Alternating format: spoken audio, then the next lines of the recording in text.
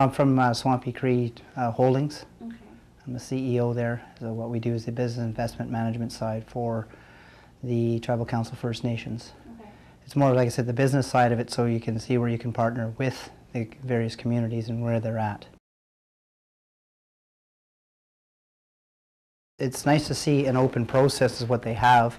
It would have been nice to have more input from the local end, but seeing as how there was some issues, let's say, in regards to the funding and how it affected the progress of the last year, I think it's put a little bit of a sour taste in some of the First Nations communities.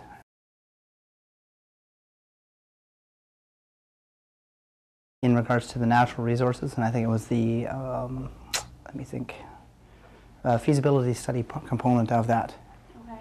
Yeah, so that was the one that I think is more in line or in tune of where First Nations should be looking at first, is in regards to their own natural resources, as opposed to what's outside there in long shot, let's just say, but working at home and having the more holistic and you're controlling your own surroundings first, right.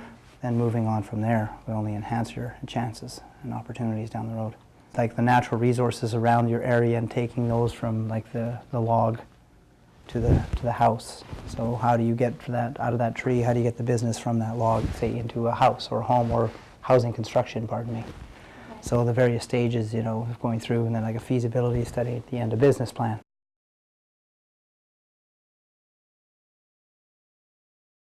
Oh, lumber, there's mines, minerals, resources, there's gaming, there's tourism components off the natural resources or the beauty in themselves. Yeah, the land base, water.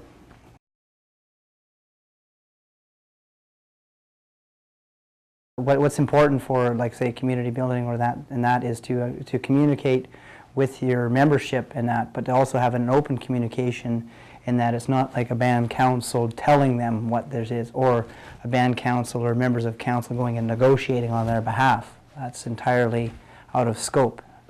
The initiation of that should come from the memberships themselves, and they should be involved at the outset, as opposed to bringing them along at the end and advising, we're going to do this business, as opposed to one of them might already be able to do it. So, and what I mean is, but the open consultation and not permission, and councillors, remember, they work for the community members themselves and that, so ask them what they want. They might not want a gas bar, if you know what I'm getting at. Yeah. They might want a health food store, or they might want to be a part of the wildlife management and have nothing to do with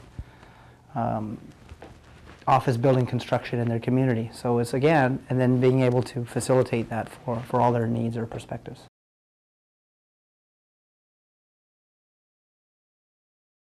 Yes, very much so in that, to be able to, like, to enhance, as another example, to enhance their facilitation skills.